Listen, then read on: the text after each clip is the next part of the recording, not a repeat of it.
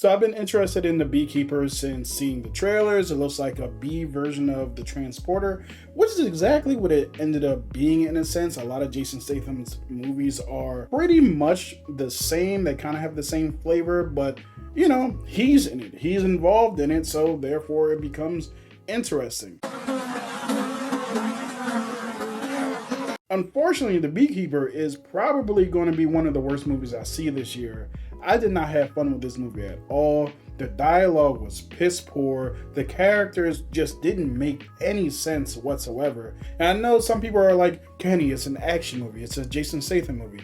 Why would you look for character depth and different things of that nature? Look, listen here. If my family member dies, one of the main characters, their family member dies, it's in the trailer. The detective's mother passed away, and you would swear that that did not happen in the way that she responded. She didn't even take like real time to grieve. She entered into the house, she saw that her mother was dead, and then proceeded to just try to solve the case as if this was a stranger's case that she was solving. It was just mind-blowing how like unemotional this person was about a family member's death. And then on top of that, you have other characters who are just doing the dialogue, like nonsensical dialogue, like, are you interested in like houses are on fire? It's like, maybe. Why? Because your mom's house is on fire. What?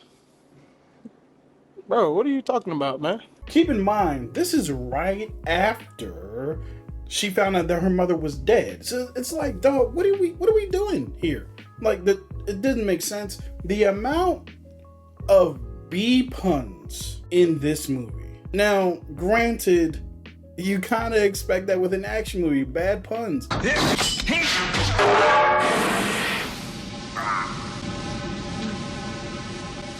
Let off some steam, Bennett. But it was getting kind of ridiculous. It started to feel like a diet version of John Wick, with them feeling like Jason Statham's character was the Baba Yaga. You're telling me one man did this. The only thing you know is he's a beekeeper. A beekeeper? Well, that's not good. Beekeepers is a special program outside the chain of command.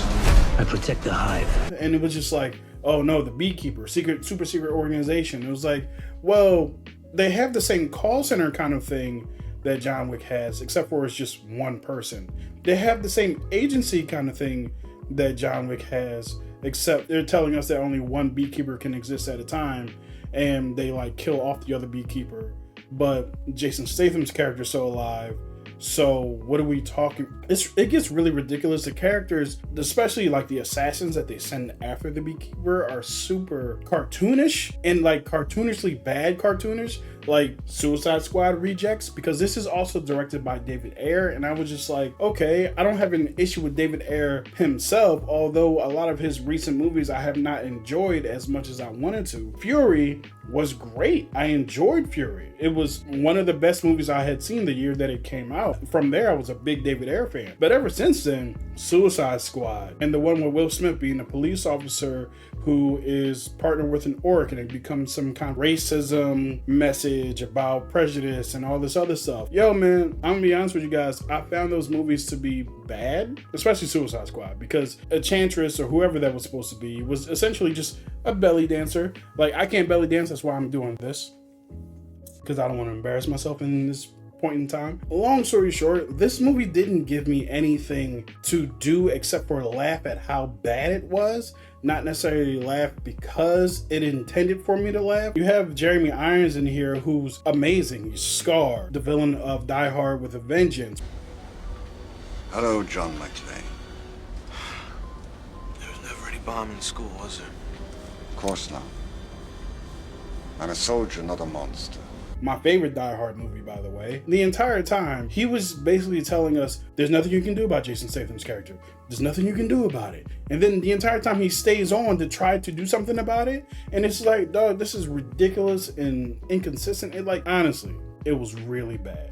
So that's my experience with the movie. I know that I wouldn't necessarily expect other people to feel like that. Honestly, I've seen a lot of people have really enjoyed this movie. And like I always say, go see it for yourself. Just because I didn't enjoy it doesn't mean that you can't enjoy it. Maybe I'll watch it on a different day and I'll enjoy all the ridiculousness of it, because it's not like I don't enjoy ridiculousness, but there for me is a limit, right? So yeah, so that was my experience with this movie, I'm sorry to say. So stick around for my rating.